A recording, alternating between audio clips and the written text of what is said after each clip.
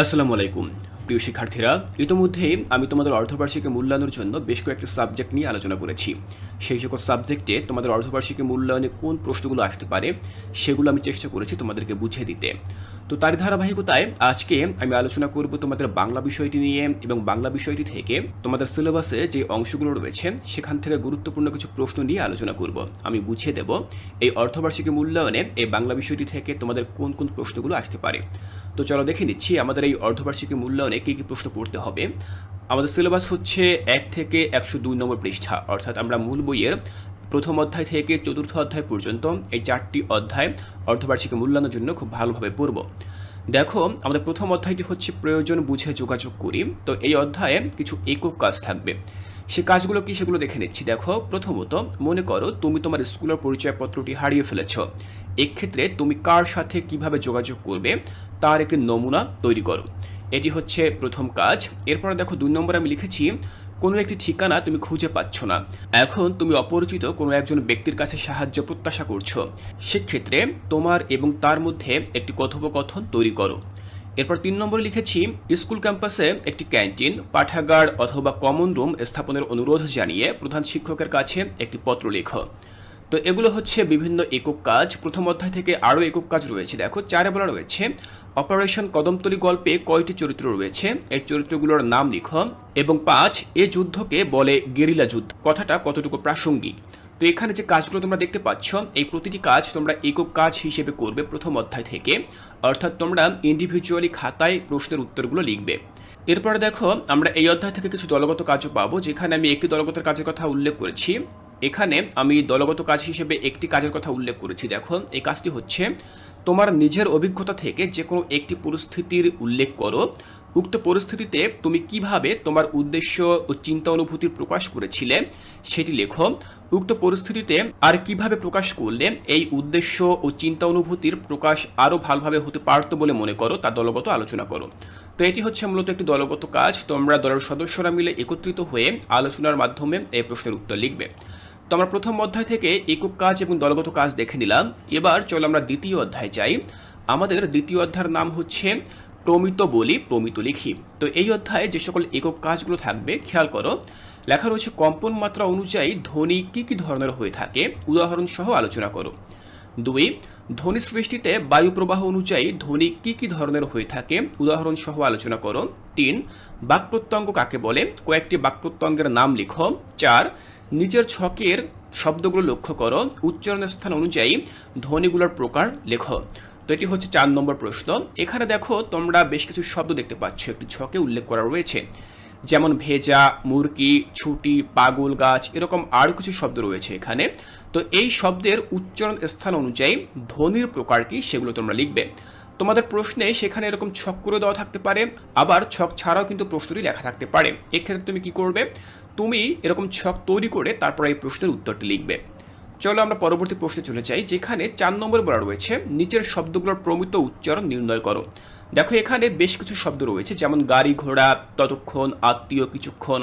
এই যে শব্দগুলো রয়েছে এই শব্দের প্রমিত উচ্চারণ কি, যেটি তোমরা তোমাদের মূল বই থেকে শিখেছ সেটি তোমরা লিখবে। 5 বলা রয়েছে নিচের আঞ্চলিক বাক্যগুলোকে প্রমিত ভাষা রীতিতে রূপান্তর করো। এখানে তোমরা 4টি বাক্য দেখতে পাচ্ছ, যে বাক্যগুলো মূলত আঞ্চলিক ভাষায় লেখা রয়েছে। তোমাদেরকে কি করতে হবে, এই আঞ্চলিক বাক্যগুলোকে প্রমিত ভাষায় তোমরা রূপান্তর করবে। 6 বলা রয়েছে নিচের অনুচ্ছেদটিকে সাধু ভাষা রীতি থেকে প্রমিত ভাষা রীতিতে রূপান্তর করো। দেখো, তোমরা এখানে একটি অনুচ্ছেদ দেখতে পাচ্ছ, এই অনুচ্ছেদটি মূলত লেখা রয়েছে সাধু ভাষায়। তোমরা সাধু ভাষা থেকে চলিত ভাষায় বা আমরা যে ভাষায় কথা বলি সে প্রমিত রীতিতে এটিকে রূপান্তর করবে। এরপর দেখো 7 বলা রয়েছে নিচের ক্রিয়াপদগুলোকে সাধু ভাষা রীতি থেকে প্রমিত ভাষা রীতিতে রূপান্তর করো। দেখো, এখানে কিছু শব্দ দেওয়া রয়েছে, প্রতিটি শব্দই হচ্ছে এক একটি ক্রিয়াপদ। এই সকল ক্রিয়াপদগুলো সাধু ভাষায় লেখা রয়েছে, তোমাকে কি করতে হবে, চলিত ভাষায় লিখতে হবে। যেমন দেখো, এখানে লেখা রয়েছে থাকিত, তো থাকিতর চলিত রূপ কি হবে, থাকতো। এরপর দেখো 8 বলা রয়েছে নিচের বাক্যগুলোকে সাধু ভাষা রীতি থেকে প্রমিত ভাষা রীতিতে রূপান্তর করো। তো এখানেও তোমরা দেখতে পাচ্ছ কিছু বাক্য রয়েছে, যে বাক্যগুলো মূলত সাধু ভাষায় লেখা রয়েছে। আমরা সে বাক্যগুলোকে কি করব, আমরা চলিত ভাষায় বা প্রমিত রীতিতে সেটিকে রূপান্তর করব।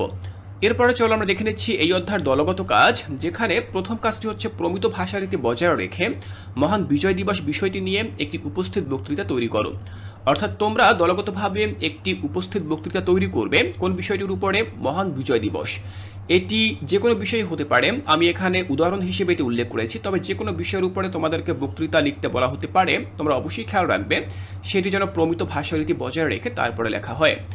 দুইয়ে বলা রয়েছে প্রমিত ভাষারীতি বজায় রেখে তুমি কিভাবে একটি সাংস্কৃতিক অনুষ্ঠানের সঞ্চালনা করবে তা দলে আলোচনা করো। এটিও দলগত কাজ, তোমরা দলের সদস্যরা মিলে সবাই আলোচনার ভিত্তিতে এই প্রশ্নের উত্তর তৈরি করবে। তো এরপরে চলো আমরা তৃতীয় অধ্যায়ে চলে যাই। আমাদের তৃতীয় অধ্যায়ের নাম হচ্ছে লেখা পড়ি লেখা বুঝি। তো এই অধ্যায়ে বেশ কিছু একক কাজ থাকবে। দেখো, একে বলা রয়েছে প্রায়োগিক লেখা কাকে বলে, প্রায়োগিক লেখায় কি কি বৈশিষ্ট্য থাকে, প্রায়োগিক লেখার উদ্দেশ্য আলোচনা করো। এটি হচ্ছে আমাদের প্রথম কাজ। দুইয়ে বলা রয়েছে বঙ্গবন্ধুর 7 মার্চের ভাষণটিকে কেন প্রায়োগিক লেখা বলা যায়, আলোচনা করো। 3, শিশু দিবস উপলক্ষে 150 থেকে 200 শব্দের মধ্যে একটি ভাষণ তৈরি করো। 4, বিবরণমূলক লেখা কাকে বলে, বিবরণমূলক লেখায় কি কি বৈশিষ্ট্য থাকে, বিবরণমূলক লেখা উদ্দেশ্য আলোচনা করো। এই প্রশ্নগুলো তোমরা খুব ভালোভাবে পড়ে যাবে। এরপর 5এ বলা রয়েছে রবীন্দ্রনাথ শিরোনামের রচনাটিকে কেন একটি বিবরণমূলক লেখা বলা যায়। 6, তথ্যমূলক লেখা কাকে বলে, তথ্যমূলক লেখায় কি কি বৈশিষ্ট্য থাকে, তথ্যমূলক লেখার উদ্দেশ্য আলোচনা করো। এরপর দেখো 7এ বলা রয়েছে ইবনে বতুতার ভ্রমণ শিরোনামের রচনাটিকে কেন একটি তথ্যমূলক লেখা বলা যায়। 8এ বলা রয়েছে বিশ্লেষণমূলক লেখা কাকে বলে, বিশ্লেষণমূলক লেখায় কি কি বৈশিষ্ট্য থাকে, বিশ্লেষণমূলক লেখার উদ্দেশ্য আলোচনা করো।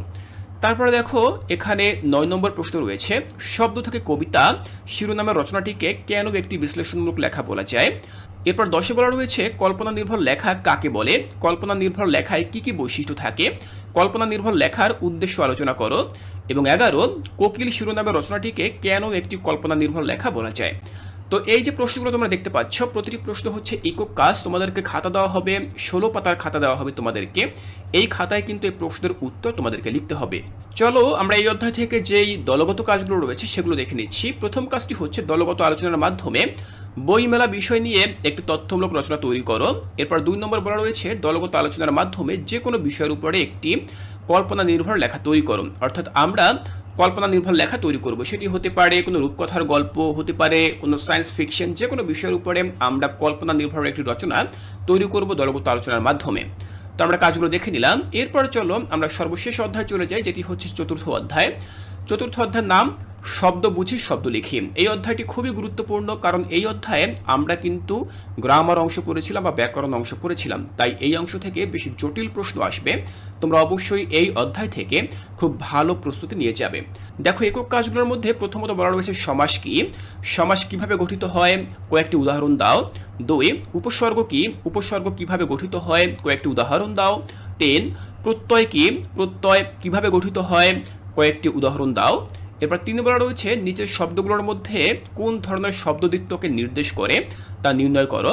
এরপর 4 বলা রয়েছে দেখো নিচের শব্দগুলো কোন ধরনের শব্দদ্বিত্বকে নির্দেশ করে তা নির্ণয় করো। এখানে তোমরা বেশ কিছু শব্দ দেখতে পাচ্ছ, খোঁজাখুঁজি, মোটামুটি, দামাদামি। এই প্রতিটি শব্দ হচ্ছে এক একটি শব্দদ্বিত্ব। এখন এগুলো তো শব্দদ্বিত্ব তা আমরা জানি, কিন্তু কোন ধরনের শব্দদ্বিত্ব সেটি আমাদেরকে নির্ণয় করতে হবে। 5 বলা রয়েছে নিচের শব্দদ্বিত্ব ব্যবহার করে একটি করে বাক্য রচনা করো। দেখো এখানে তোমরা শব্দ দেখতে পাচ্ছ শব্দদ্বিত্ব। এই শব্দদ্বিত্ব ব্যবহার করে আমরা কি করব, একটি করে বাক্য আমরা তৈরি করব। 6 বলা রয়েছে কি দেখো সমুচ্চারিত ভিন্ন শব্দ কাকে বলে, নিচের সমুচ্চারিত ভিন্ন শব্দগুলো দিয়ে বাক্য তৈরি করে দেখাও। এখানে আমরা শব্দ দেখতে পাচ্ছি যেমন কাদা ও কাদা, ছোড়া ও ছোড়া, বাড়ি ও বাড়ি। এই যে শব্দগুলো রয়েছে প্রতিটি হচ্ছে সমুচ্চারিত ভিন্ন শব্দ, অর্থাৎ শব্দগুলো উচ্চারণের দিক থেকে অনেকটা একরকম শোনায়, কিন্তু এর বানান বা অর্থ সম্পূর্ণ ভিন্ন। এখন এখানে যে শব্দগুলো রয়েছে প্রতিটি শব্দ দিয়ে আমরা কি করব, একটি করে বাক্য তৈরি করব। তবে খেয়াল রাখতে হবে একটি বাক্যে যেন এই উভয় শব্দ অর্থাৎ জোড়া শব্দের মধ্যে যেগুলো রয়েছে সবগুলো চলে আসে। তো যাই হোক আমরা একক কাজ দেখলাম। এরপরে আমরা এই অধ্যায় থেকে দলগত কাজ দেখব। দেখো দলগত কাজে প্রথম যে কাজটি সেটি হচ্ছে নিচের অনুচ্ছেদটি থেকে সমাস প্রক্রিয়ায় গঠিত শব্দগুলো শনাক্ত করো। এখানে তোমরা একটি অনুচ্ছেদ দেখতে পাচ্ছ।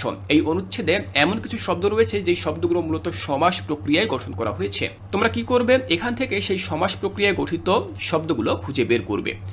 এরপর দেখো 2 নম্বর লেখা রয়েছে নিচের অনুচ্ছেদটি থেকে উপসর্গ প্রক্রিয়ায় গঠিত শব্দগুলো শনাক্ত করো। ঠিক আর আগের অনুশীলনীর মতোই দেখো এখানে একটি অনুচ্ছেদ দেওয়া রয়েছে। এই অনুচ্ছেদ থেকে তোমরা ওই সকল শব্দগুলো খুঁজে বের করবে যে সকল শব্দগুলো মূলত উপসর্গ প্রক্রিয়ায় গঠিত হয়েছে।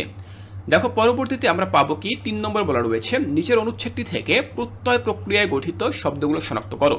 ওই আগের মতোই কাজ, আমরা এখানে একটি অনুচ্ছেদ দেখতে পাচ্ছি। এই অনুচ্ছেদের মধ্যে যে সকল শব্দগুলো প্রত্যয় প্রক্রিয়ায় গঠিত হয়েছে সেগুলো আমরা নির্ণয় করব। 4 বলা রয়েছে নিচের শব্দগুলো বাংলা অভিধানের বর্ণক্রম অনুযায়ী সাজাও। তোমরা এখানে দেখো বেশ কিছু শব্দ দেখতে পাচ্ছ, যেমন ঘর, আকাশ, দৌড়ানো, টেবিল, সোনা, সৌন্দর্য। এই শব্দগুলোকে আমরা কি করব, বাংলা অভিধানের যে বর্ণক্রম রয়েছে সেই অনুসারে সাজাবো, কোনটি আগে হবে কোনটি পরে হবে এরকম। এরপরে দেখো 5 নম্বরে লেখা রয়েছে কি নিচের অনুচ্ছেদ থেকে ভুল বানানোর শব্দগুলো বাছাই করে তার সঠিক রূপ লেখো। এখানে তোমরা একটি অনুচ্ছেদ দেখতে পাচ্ছ। এই অনুচ্ছেদে তোমরা দেখতে পাচ্ছ বিভিন্ন শব্দের নিচে দাগ দেওয়া রয়েছে বা আন্ডারলাইন করে দেওয়া রয়েছে। এর মানে হচ্ছে ওই সকল শব্দের বানান ভুল রয়েছে। তাহলে তোমাকে কি করতে হবে, লেখা রয়েছে অনুচ্ছেদ থেকে ভুল বানানোর শব্দগুলোকে বাছাই করে তার সঠিক রূপ লেখো। তো তোমরা ওই সকল ভুল বানানগুলো নির্বাচন করবে এবং নির্বাচন করে তোমরা তার সামনে এই বানানের সঠিক রূপ কি হবে বা সঠিক বানান কি হবে সেটি তোমরা লিখে দিবে। তো শিক্ষার্থীরা এই হচ্ছে মূলত আমাদের কাজ। আমাদের আজকের ক্লাসে আমি তোমাদেরকে বুঝিয়ে দিলাম যে তোমাদের অর্ধবার্ষিকী মূল্যায়নে অষ্টম শ্রেণীর বাংলা বিষয় থেকে কোন কোন প্রশ্নগুলো আসতে পারে।